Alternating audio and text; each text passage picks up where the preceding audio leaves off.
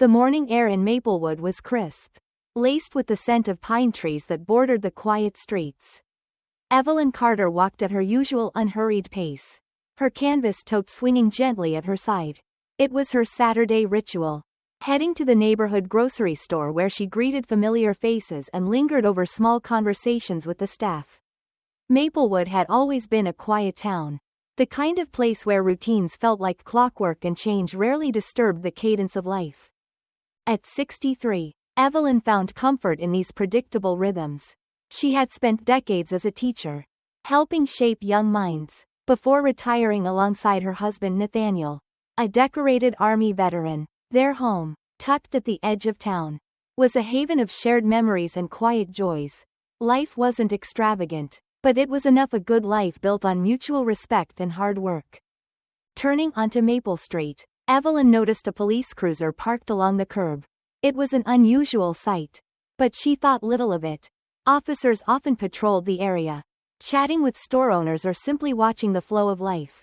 Evelyn adjusted her scarf against the cool breeze and continued on her way, her mind preoccupied with thoughts of what to cook for dinner. The engine roared to life behind her. Startled, Evelyn glanced over her shoulder. The cruiser crept closer, its siren silent but its presence unmistakable. Her steps faltered as the car stopped abruptly, and a tall, broad-shouldered officer stepped out. His expression was stern, almost severe, and the name on his badge Blake gleamed in the morning light. "Ma'am, I need you to stop right there," he called out. His voice, though steady, carried an authority that felt sharp, almost cutting. Evelyn froze, unsure how to respond. "Excuse me," she said, her voice calm but uncertain. "You match the description of a suspect involved in a robbery nearby," Officer Blake said, his eyes narrowing as he assessed her. "I'll need to see some identification." For a moment, the words didn't register. Evelyn blinked, her mind trying to reconcile the accusation with the simplicity of her morning. "There must be a mistake," she said, forcing herself to remain polite. "I'm on my way to the store. I've lived here for years. Everyone knows me." But the officer's expression didn't soften. "ID. Now," he repeated, his tone clipped. With trembling hands, Evelyn reached into her purse, pulling out her wallet. "Here," she said, offering her driver's license. "I have nothing to hide." Blake snatched it, his eyes scanning the details briefly before thrusting it back at her. "This doesn't change anything," he said, his voice colder now. "You're coming with me." Evelyn's breath caught. "What? Why?" she asked, her voice shaking. "I haven't done anything wrong." Before she could say more, Blake's hand gripped her arm with an urgency that felt unwarranted. "Let me go," she said, her voice breaking as she tried to pull away.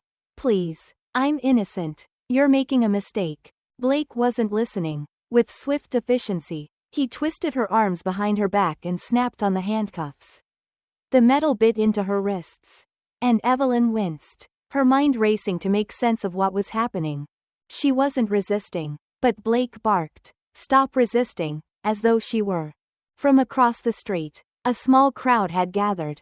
Some pulled out their phones, recording the scene in silence. Others whispered to each other, their faces a mixture of confusion and discomfort. But no one stepped forward. The badge Blake wore seemed to insulate him, rendering his actions beyond question. Evelyn felt tears sting her eyes as she was pushed into the back seat of the cruiser. She had heard stories of people who looked like her being stopped, questioned, arrested for no reason other than the color of their skin. But those stories felt distant, like something that happened in other towns.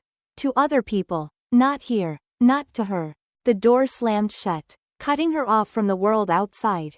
In the silence of the car, Evelyn's thoughts turned to Nathaniel. He would know what to do. He always did. But for now, she was alone, her familiar world crumbling into something cold and hostile. The cruiser pulled away, its tires crunching over the gravel road. Behind them, the small crowd dispersed, their whispers fading into the wind.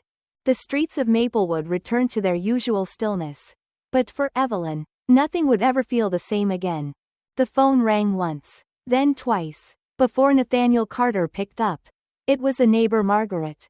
From down the street, her voice was hesitant, almost apologetic. as she explained what she had seen outside the grocery store that morning. Evelyn, arrested. Nathaniel listened in silence, his grip tightening around the phone. Margaret didn't have many details. Only that a police officer had stopped Evelyn and taken her away in handcuffs. I don't know what happened, she said softly, but it didn't look right. Nathaniel, it didn't look right at all. He thanked her, his tone steady, even polite, before hanging up. For a moment, he sat at the kitchen table, staring at the phone in his hand. The morning sunlight spilled through the window, casting long shadows on the floor.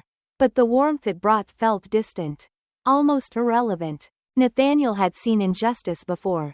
As a young soldier stationed overseas, he'd witnessed acts of prejudice that gnawed at his conscience. But this was different. This was Evelyn, his Evelyn, and the thought of her being manhandled, humiliated, accused of something she couldn't possibly have done, it set something deep inside him alight. He stood, his movements deliberate, and grabbed his jacket from the back of the chair. His old army boots, polished out of habit, thudded against the floor as he headed for the door. The drive to the station was a short one, but it felt like hours. The streets of Maplewood, usually so familiar, seemed foreign now, each turn a reminder of the day's unraveling. When he arrived, the police station loomed in front of him, its brick facade unremarkable yet imposing. Nathaniel stepped inside, his tall frame drawing a few glances from the officers behind the desk. He was a man who carried himself with quiet authority, the kind that came from years of leadership rather than arrogance. I'm here to see my wife, he said, his voice measured but firm. The officer at the front desk, a young man who looked barely out of the academy, blinked up at him. Your wife? He asked, fumbling with the clipboard. Evelyn Carter. She was brought in this morning, Nathaniel said, enunciating each word with precision. The young officer glanced nervously at a stack of paperwork before looking back at Nathaniel. You'll have to wait, he said, his tone clipped, almost dismissive. Nathaniel didn't move. I'm not leaving until I get answers. The room seemed to shift. Conversations paused. A few officers exchanged wary looks. Nathaniel's presence, though calm, carried an unspoken weight. It was the kind of quiet determination that demanded respect, even in the face of indifference. After a few moments, another officer approached, older, with graying hair and a face etched by years of service. Mr. Carter, he said, extending a hand. Lieutenant Vanessa Reed, let's talk in my office. Nathaniel followed her, his steps steady, his eyes scanning the station as they walked. He didn't see Evelyn, but he could feel her presence here, somewhere behind the cold walls and locked doors. The thought tightened the knot in his chest. Reed's office was small but orderly, with commendations and photographs lining the walls. She gestured for Nathaniel to sit, then settled into her chair. I understand your concern, she began, folding her hands on the desk. Your wife was taken into custody this morning on suspicion of involvement in a robbery. Nathaniel raised an eyebrow. A robbery? At the grocery store? His voice remained calm, but there was no mistaking the steel beneath it. Yes, Reed said, avoiding his gaze. She matched the description provided by a witness.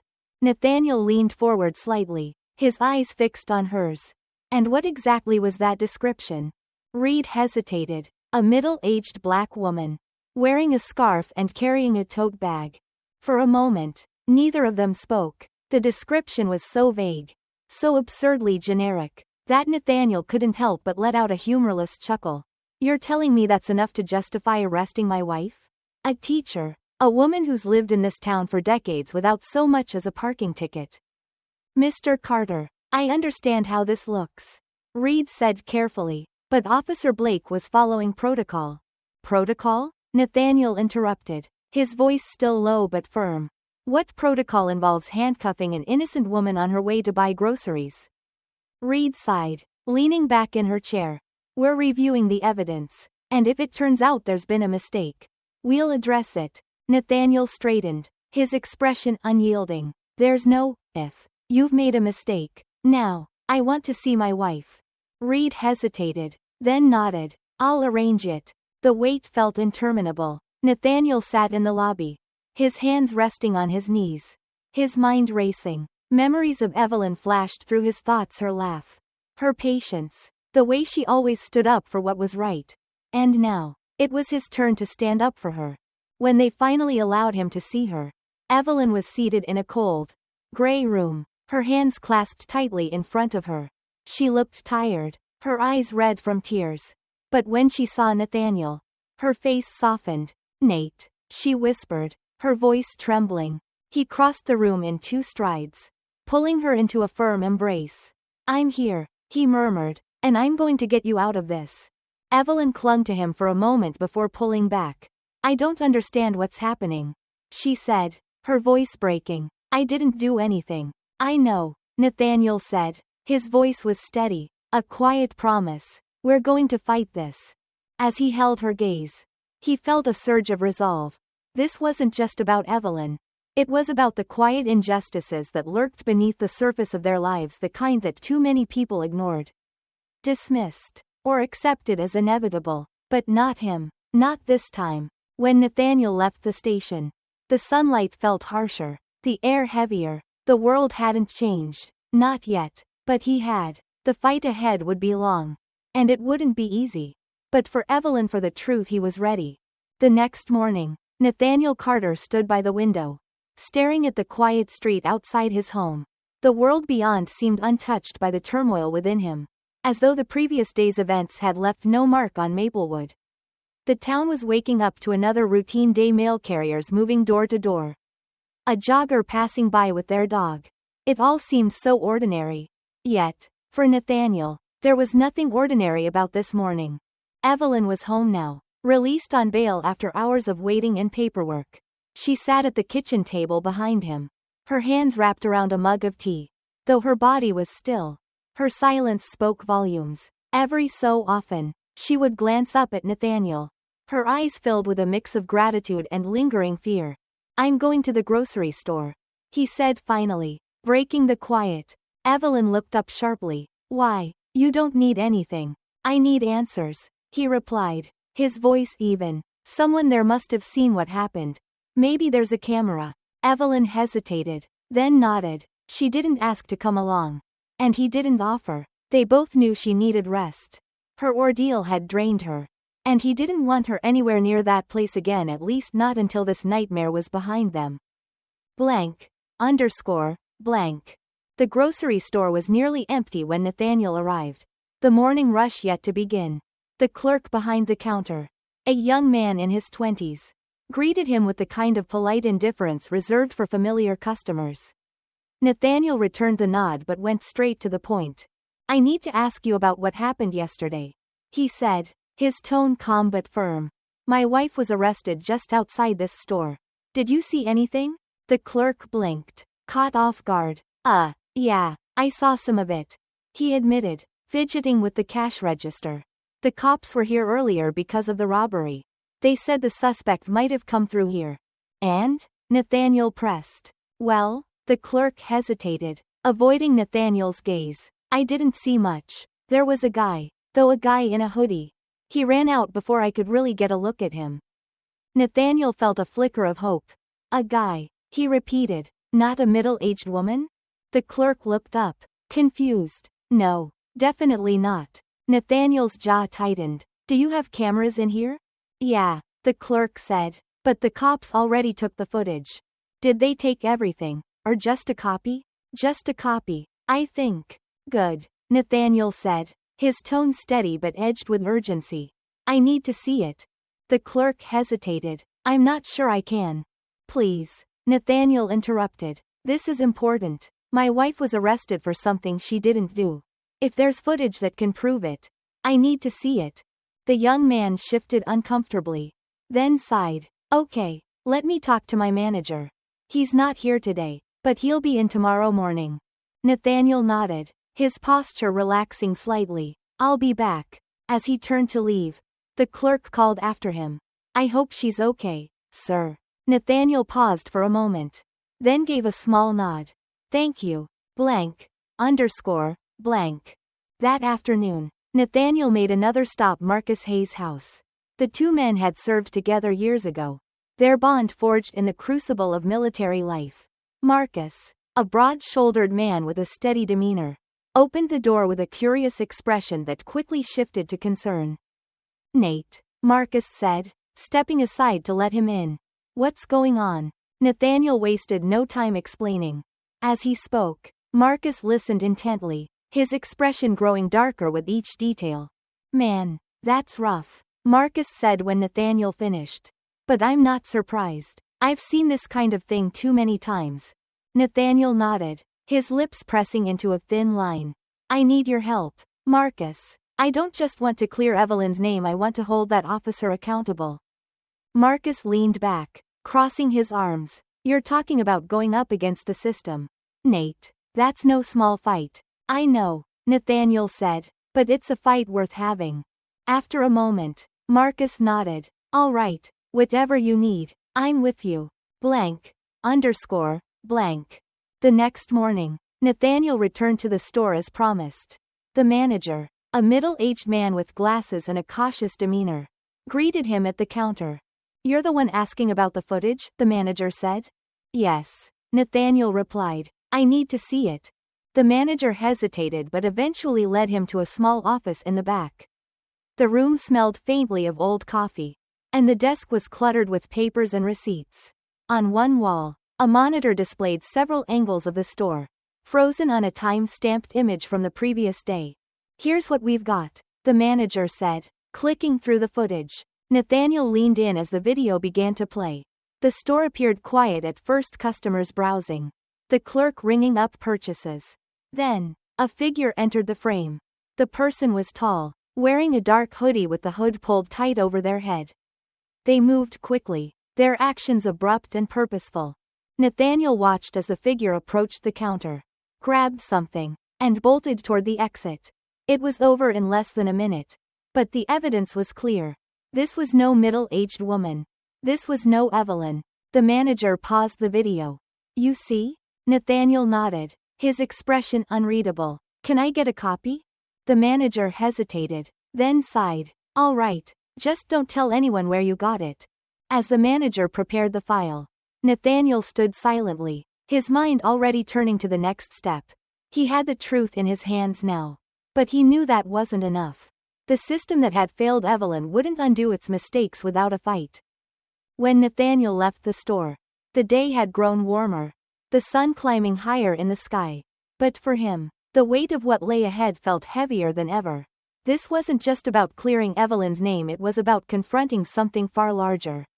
Something that had been hiding in plain sight all along. Nathaniel sat at the dining table, the house quiet save for the occasional creak of the floorboards or the distant hum of a passing car.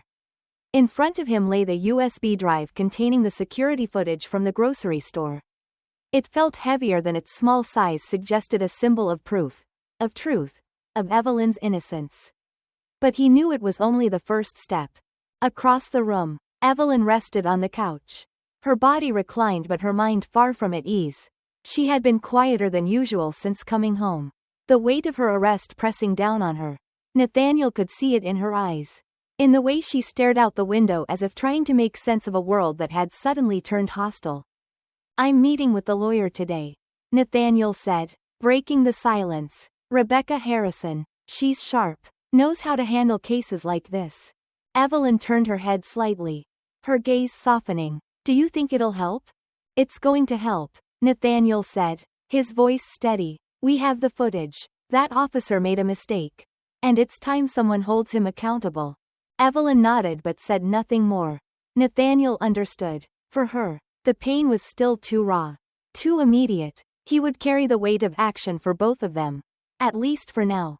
Blank. Underscore. Blank. Rebecca Harrison's office was in a modest brick building downtown.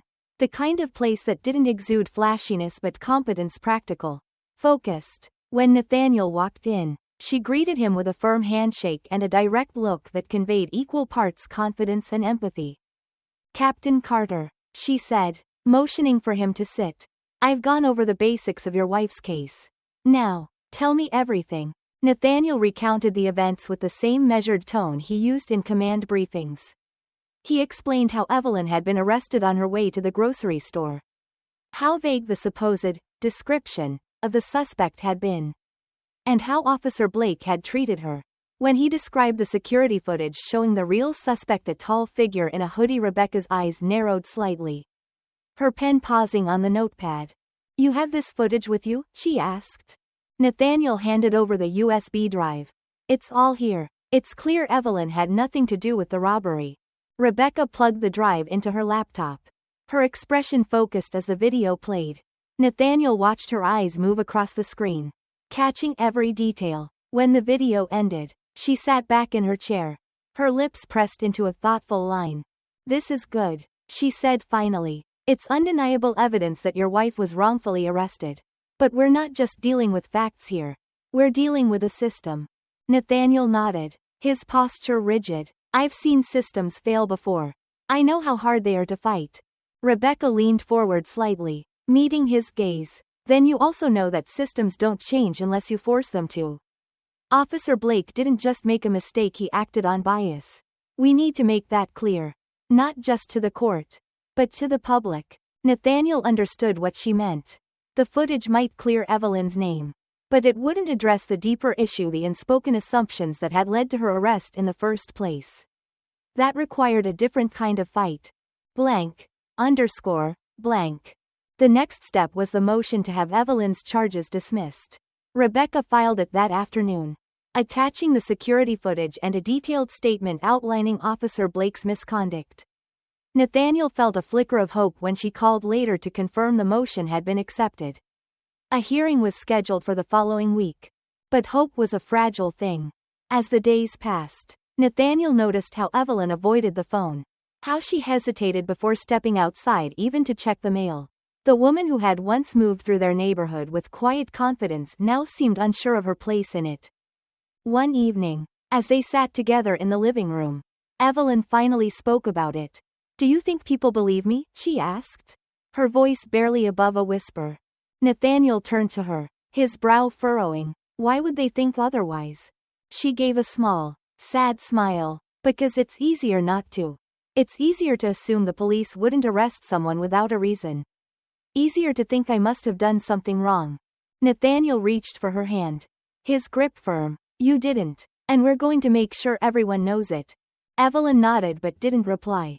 Nathaniel knew her doubts weren't about the facts, they were about the deeper, quieter forces at play, the ones that didn't rely on logic or evidence, only perception. Blank. The hearing arrived quickly, the courtroom a stark contrast to the warmth of home. Evelyn sat beside Rebecca, her hands clasped tightly in her lap. Nathaniel was in the row behind them, his presence steady and reassuring. Across the room, Officer Blake stood with a slight smirk, his posture casual as if he already knew the outcome. When Rebecca presented the footage, the room fell silent. The video played on a screen at the front, showing the hooded figure moving through the store. The stark contrast to Evelyn's appearance impossible to deny. Nathaniel watched the judge's face, searching for any sign of reaction. There was a flicker of something, recognition, perhaps, but it was quickly masked by professional detachment. Rebecca spoke with calm precision, laying out the evidence and calling into question the basis of Evelyn's arrest. Officer Blake acted on a vague description and failed to consider alternative suspects. She said, "This wasn't just a mistake, it was negligence, rooted in bias." Blake's smirk faltered slightly, but he said nothing. Nathaniel could see the tension in his jaw, the way his hands clenched at his sides. When the judge finally spoke, his voice was measured. "The evidence presented raises significant doubt about Mrs. Carter's involvement in this crime. The charges are dismissed." Relief washed over Nathaniel, but it was tempered by something else, a quiet, simmering anger. Evelyn was free, but the system that had failed her remained intact. As they left the courthouse, Nathaniel felt the weight of what lay ahead. The fight for Evelyn's freedom might be over, but the fight for justice had only just begun. Nathaniel Carter returned home from the courthouse with Evelyn, their steps slower than usual as they climbed the front porch. The house welcomed them with its familiar creaks and warmth, but something unspoken lingered between them. The charges were dismissed, yes, but the weight of what had happened was far from lifted. Evelyn went to the kitchen, seeking solace in small tasks, rinsing vegetables, setting out teacups. Nathaniel knew better than to push her to talk. She needed time to regain her footing. And for now, he had work to do. He sat down at his desk, the security footage still on his laptop, and opened a blank document. It was time to gather everything they knew, to piece together the pattern behind what had happened. He didn't just want to clear Evelyn's name anymore, he wanted to ensure no one else would face the same indignity. The first call he made was to Rebecca Harrison. "I want to dig deeper," he told her. "This wasn't just about Evelyn." "I know it wasn't." Rebecca's voice on the other end was steady, thoughtful. "I've been looking into Officer Blake's record," she said. "There are patterns, complaints that were filed but didn't go anywhere. Allegations of excessive force, racial bias, nothing that ever stuck, but enough to raise questions." Nathaniel leaned back in his chair, his jaw tightening. "How does someone like that stay on the force?"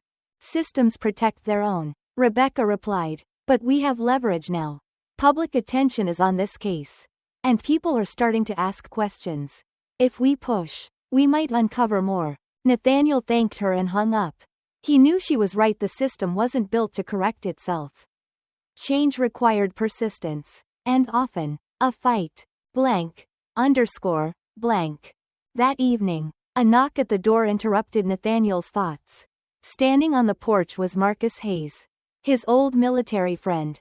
"Thought you might need some backup," Marcus said, stepping inside. Nathaniel smiled faintly. "Always glad to have it."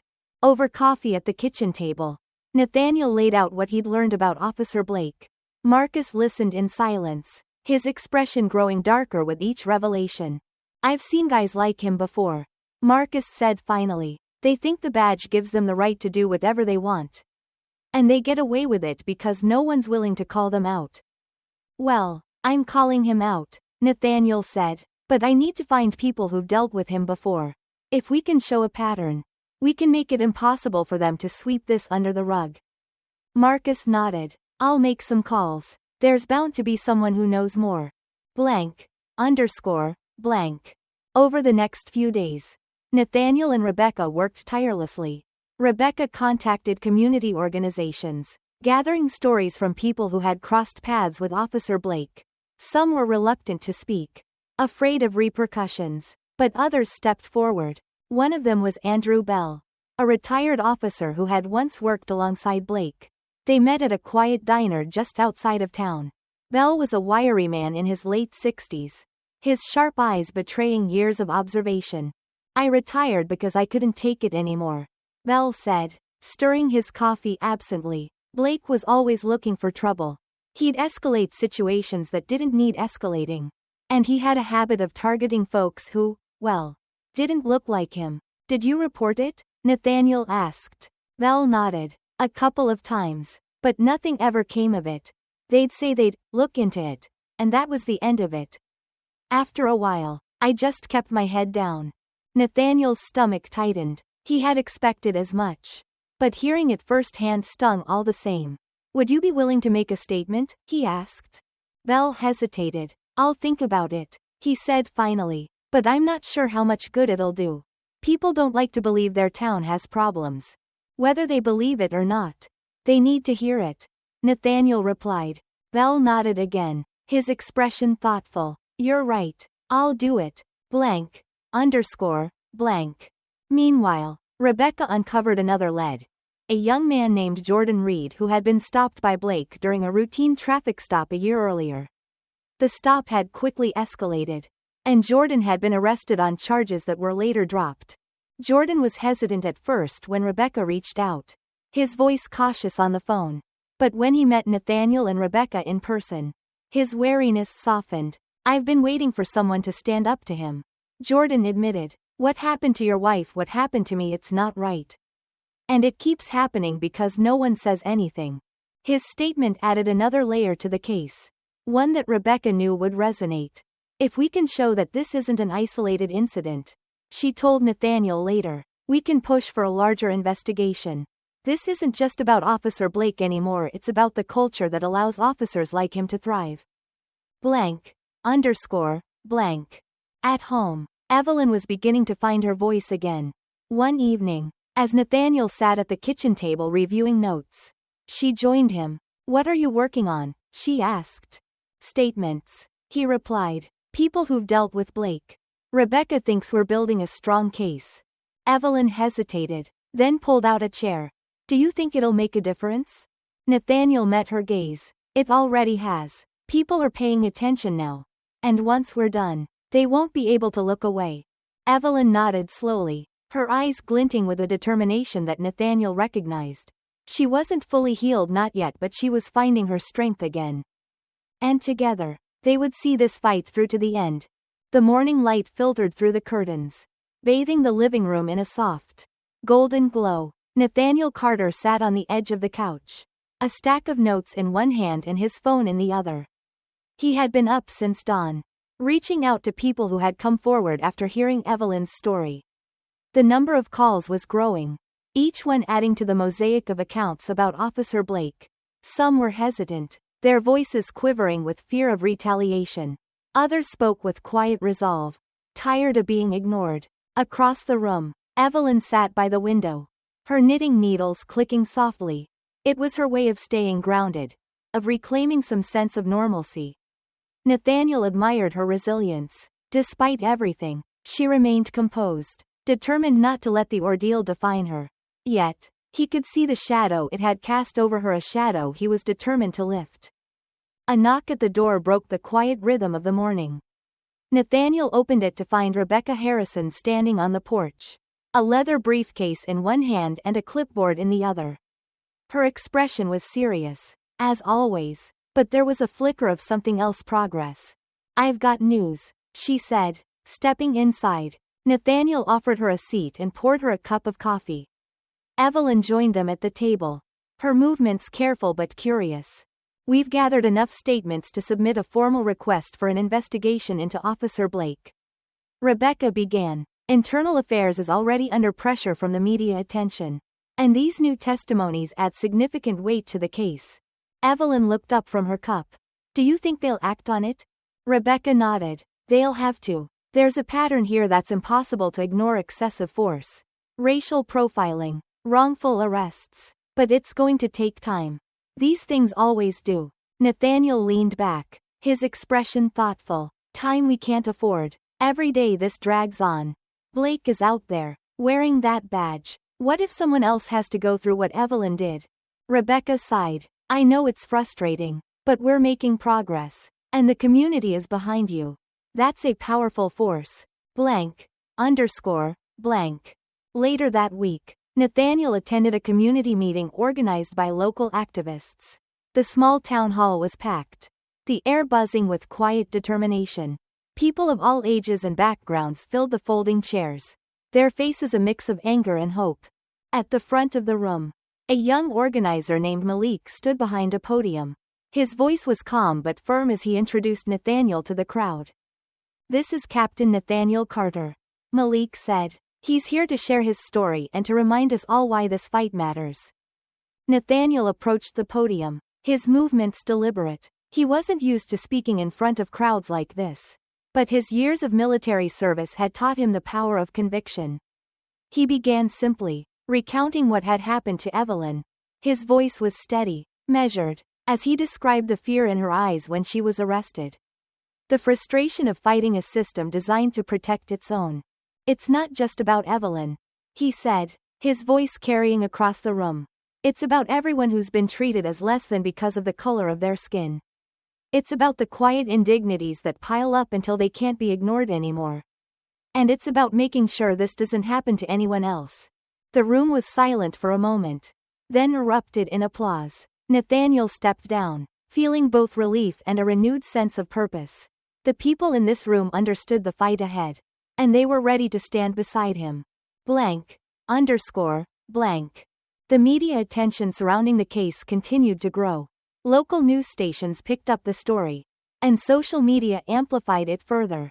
Evelyn's arrest became a symbol of something larger, an opportunity to shine a light on the hidden biases that shaped everyday life in towns like Maplewood.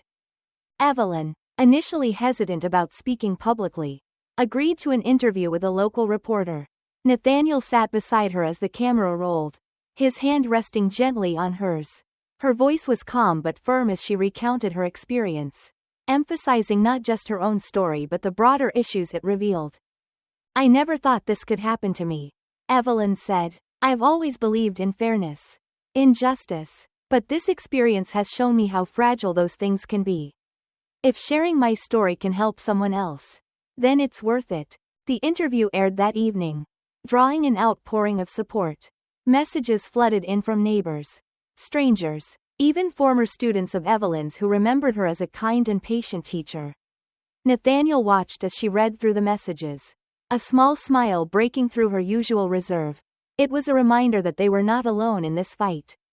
Blank. Blank. But not everyone was supportive. Nathaniel overheard whispers at the grocery store, caught sideways glances at the post office. Some people were uncomfortable with the attention the case was bringing to their quiet town. Others dismissed it altogether, insisting that Evelyn must have done something to warrant the arrest. "You know how people are," Marcus said one evening as they worked together on organizing the witness statements. "They don't want to believe the system is broken because it's easier to pretend everything's fine." Nathaniel nodded, his jaw tightening. "That's exactly why we have to keep pushing." Blank. The following week, Internal Affairs announced that it would launch a formal investigation into Officer Blake's conduct. It was a significant step, but Nathaniel knew it was just the beginning. The fight wasn't just about one officer, it was about changing a system that had allowed him to operate unchecked for so long. As Nathaniel sat with Evelyn that evening, he reflected on how far they had come. The road ahead was still uncertain, but they had taken the first step together. And as long as they kept moving forward, he knew they could make a difference not just for themselves, but for everyone who had ever been silenced or ignored. In the quiet of their living room, with the faint hum of the television in the background, Evelyn reached for his hand. "We're going to be okay," she said softly. Nathaniel squeezed her hand, his resolve unwavering. "We're going to make sure everyone else is okay, too." The courthouse steps were cold under Nathaniel Carter's hand as he leaned against the rail, gazing at the cluster of reporters gathering by the entrance. Their voices carried faintly on the morning breeze snippets of conversation, the occasional burst of laughter. To them, this was another story to cover, another controversy to dissect. To Nathaniel, it was life and dignity on trial. Inside, Evelyn sat quietly on a bench near Rebecca Harrison, who was reviewing her notes with meticulous care. The room was subdued, its worn wooden benches a stark contrast to the high stakes of the day's hearing. Nathaniel took a seat beside Evelyn, placing a reassuring hand over hers. "You doing okay?" he asked softly. Evelyn nodded, though her gaze didn't lift from the floor. "I just want this to be over," she murmured. Nathaniel understood. Every step forward seemed to bring with it another layer of scrutiny, another reminder of how fragile their peace had become. But he also knew that the only way out was through. Rebecca leaned over, her tone calm but resolute. "The Internal Affairs testimony is crucial today. If they confirm the pattern of misconduct, we'll have the leverage we need to push for real accountability." Nathaniel nodded. "Let's hope they do the right thing."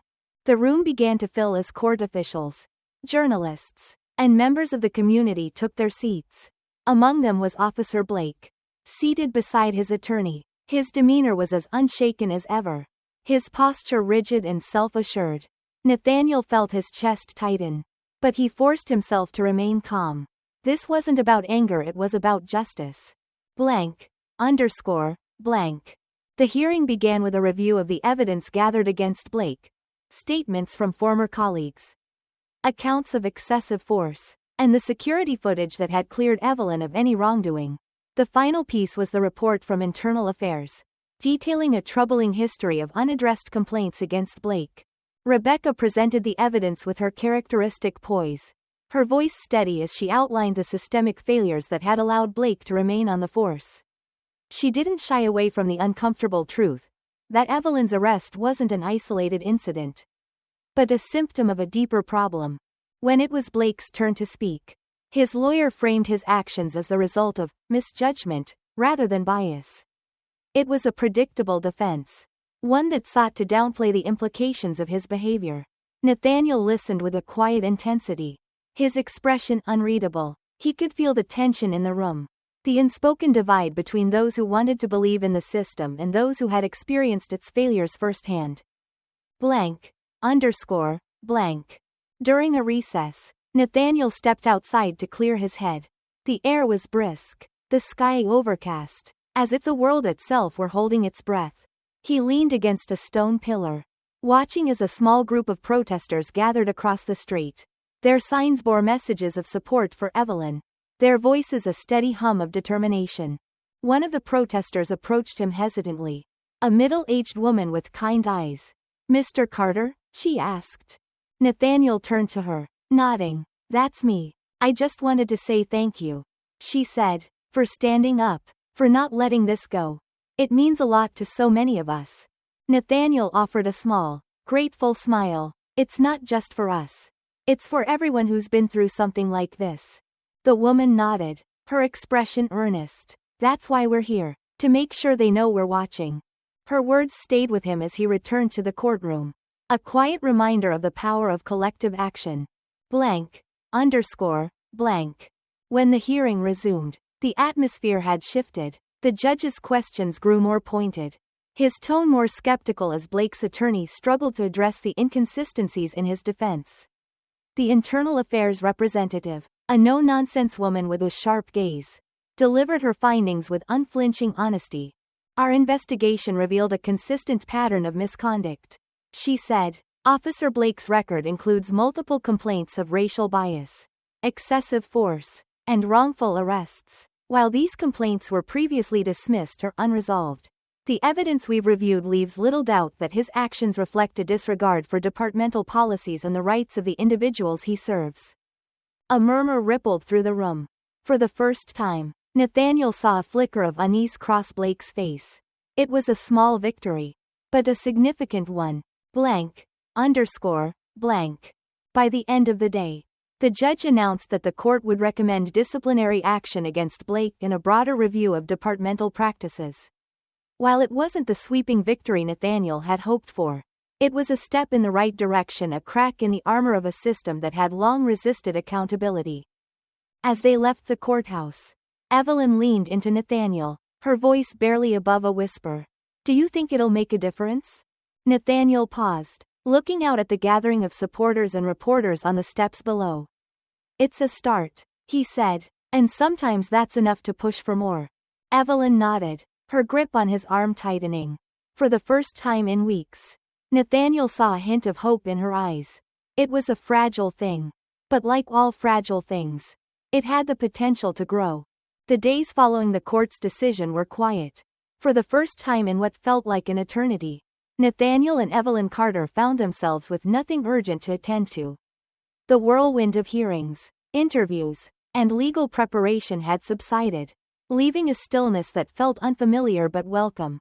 Evelyn spent her mornings in the garden, her hands tending to the soil as if reconnecting with something she had lost. Nathaniel often watched her from the porch, the sight of her kneeling among the flowers a reminder of the life they had built together, a life interrupted but not undone. The scars of the past weeks lingered, but so did the resilience that had carried them through. One afternoon, a letter arrived from Rebecca Harrison. Inside was a summary of the court's findings and the next steps for reform within the police department. Along with it was a handwritten note. "Nathaniel and Evelyn, this is just the beginning. The changes we're pushing for won't happen overnight. But your courage has sparked something important. Stay strong. Stay hopeful. Rebecca." Nathaniel folded the note and placed it on the kitchen table, his thoughts heavy but determined. He knew Rebecca was right. The cracks in the system had been exposed, but mending them would take time, effort, and unwavering persistence. Blank. Underscore. Blank. News of Evelyn's case continued to spread, drawing attention from neighboring towns and even state officials. The police department announced new training programs focused on de-escalation and bias awareness. Internal Affairs began reviewing other cases that bore similarities to Evelyn's, and Officer Blake's suspension turned into a formal termination. For many in the community, these were victories. For Nathaniel, they were steps, not the end, but a meaningful start. Evelyn, hesitant at first, agreed to speak at a local forum organized by community leaders. The event was held in the church hall. its pews filled with faces both familiar and new. Nathaniel sat in the front row, his hands resting on his knees as Evelyn took the podium. Her voice was steady, though quieter than it had been before all of this. When I was arrested, she began, I felt invisible, like the person I've been my entire life, someone who taught your children, who walked these streets, who cared about this community suddenly didn't matter.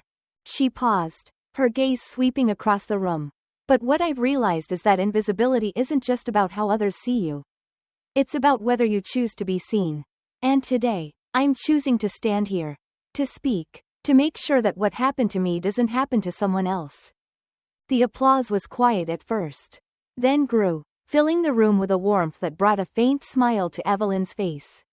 Nathaniel watched her step down from the podium, her posture straighter than it had been in weeks. It wasn't closure, he knew that much, but it was progress. Blank. Blank. At home that evening, Nathaniel and Evelyn sat together on the porch, the fading sunlight painting the horizon in hues of gold and pink. The hum of crickets filled the air, a sound so familiar it was almost comforting.